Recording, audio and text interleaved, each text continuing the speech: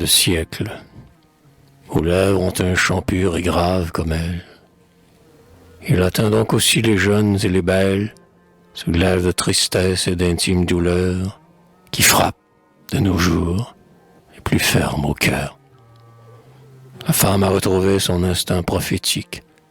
Fixant sur l'avenir un œil mélancolique, elle sonde, elle aussi, ce terrible avenir, et jusqu'en son bonheur se surprend à gémir.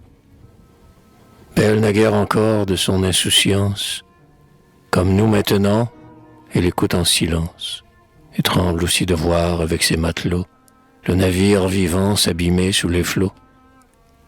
Quelque chose lui dit que cette vieille terre, impuissante et glacée, achève sa carrière, et que dans ces rumeurs qui de tous les chemins s'élèvent tristement sur les pas des humains, un monde qui se brise exhale son génie, et par toutes les voix chante son agonie. Les peuples savent bien qu'un monde va périr, et que leur tâche à tous est de l'ensevelir. Mais leurs yeux sont fermés, et, dans la nuit profonde, leur aveugle terreur mène ce deuil d'un monde.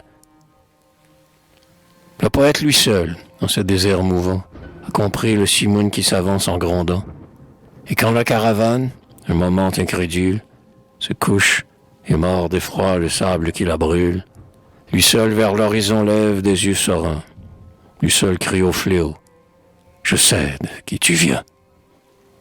Ah, j'ai pitié de moi, quand je viens me dire, quand de vaines langueurs laissant tomber la lyre, quand tout souffre et se meurt de ce doute profond, qui creuse dans le siècle un abîme sans fond, et prodiguait parfois aux genoux d'une femme des chants qu'un monde entier réclamait de mon âme, et poussait sans remords un cri de cet amour que l'on dit éternel, éternité d'un jour. Trêve donc une fois ces molles souffrances, lorsque prête à franchir ces rivages immenses, la mer lance déjà, par-delà monts et bois, aux portes des cités sa menaçante voix. Lorsque, s'interrogeant dans leur funèbre attente, les générations se lèvent d'épouvante, convient-il qu'en tombant dans son obscur vallon, la fleur de l'amandier maudisse l'aquilon?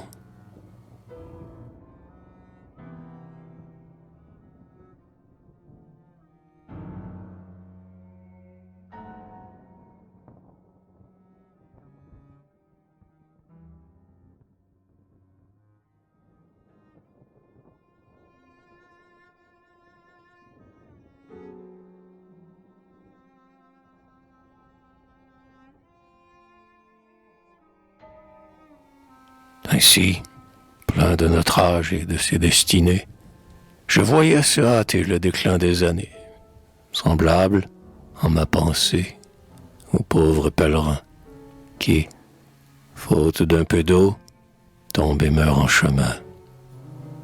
Le monde allait finir, faute d'une parole, et de mes humbles chants je lui portais l'obole. Insensé que j'étais, un homme peut mourir. Le cèdre que les monts vus naître et grandir tombe, et sous ses débris ébranle au loin la terre.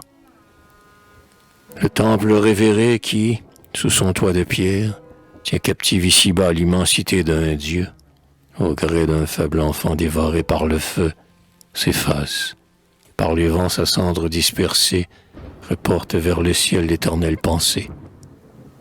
Vésuve qui bouillonne en ses flancs tourmentés, dans les plis de sa lave étouffe des cités. Le sol tremble, et soudain dans une nuit béante, s'ouvre pour tout un peuple une tombe vivante. Tout cela peut mourir, mais à l'humanité, Dieu fit les jours plus longs, et lui seul a compté. Nul à l'humanité ne marquera son heure, rien n'y peut, elle va, que sa voix chante ou pleure. Elle va, dans les pleurs ou les chants tour à tour. Elle accomplit sans fin l'œuvre de chaque jour. Tantôt, comme un coursier qui fléchit sous son maître, qui se plaint que le but est trop lent à paraître, et dont le pas plus sourd retentit faiblement. Dans son pied dans le sable entre profondément. Elle avance avec peine, et sa marche est pesante. Tantôt elle s'élance, et de sa bouche ardente, Elle sème en courant sur les mortels sillons des mots qui vont germer en sanglantes moissons. Mais ce ne sont pas là des signes d'agonie. C'est que dans ces douleurs saintement rajeunies, elle va rattacher d'un bras ferme et puissant une palme nouvelle à son front renaissant. J'en jure par le Christ, sa parole féconde, comme une aile de feu qu'ouvrit un jour le monde, et d'un autre néant, à l'appel de sa voix, l'humanité sortit une seconde fois.